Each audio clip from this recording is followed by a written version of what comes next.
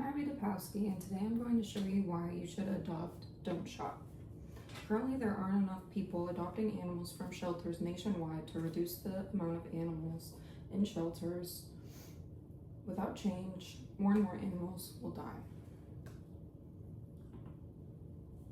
The 3 points I'll be covering today is number 1, is buying an animal safer than adopting, with some common misconceptions. Number 2, what happens to animals in shelters? And finally, number 3, the result.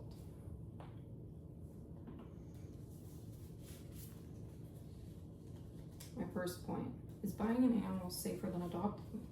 There are numerous misconceptions concerning this question. Many people believe that it's a safer option financially, emotionally, and reliably to buy an animal directly from a pet store or breeder. However, this isn't the case. The first misconception is it's less work. Every animal is different, and every animal needs to be taken care of. Animals from pet stores and breeders often only come with their first round of shots, no spay, neuter, microchip, or health evaluation, which are all things you would need to get done right after purchasing from a pet store. The second misconception are that pet store animals are better behaved. Animals in pet stores are isolated in cages, with people poking and prodding at them. When put into the store and before that, they most likely came from a traumatic, inhumane place such as a puppy mill. This increases the risk of behavior problems like anxiety, aggression, etc. The third misconception is that pet stores are healthier. Many, in fact most dogs sold in pet stores come from puppy mills, where they're in terrible conditions, untreated, underfed, and end up having lifelong health issues.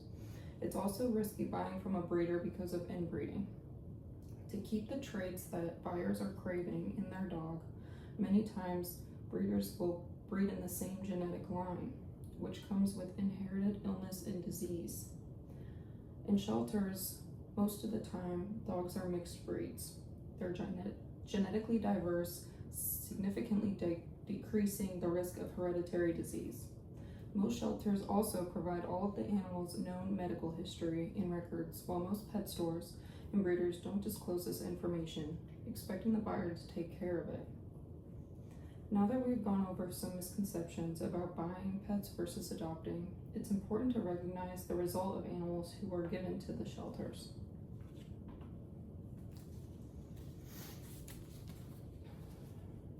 This brings me to my second point. What happens to animals in shelters? 5.8 million dogs and cats were brought to shelters in the year of 2024, and about 607,000 animals were euthanized in that same year.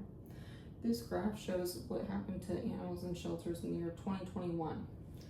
As you can see, the majority were adopted, 49.2%, but 23.5% were euthanized.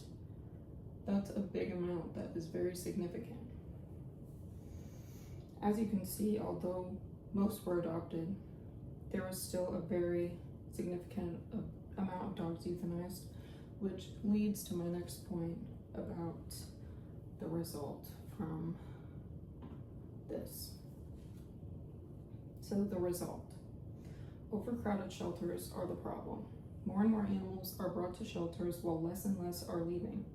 This leads to difficulty taking care of sheltered animals because there's not enough time, space, or financial support to take care of the overflow.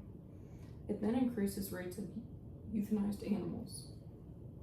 Julie Castle, CEO of Best Friends Animal Society, stated roughly 7 million people in America are planning to acquire a pet this year, and if just 6% more people chose to adopt versus purchase their pets, we would end killing of dogs and cats in our nation's shelters.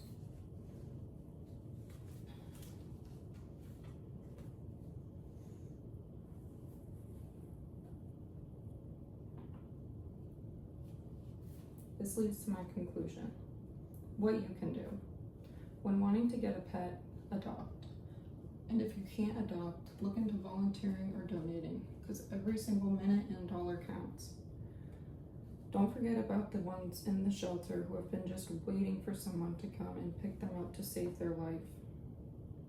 Adopt instead of shop. Thank you.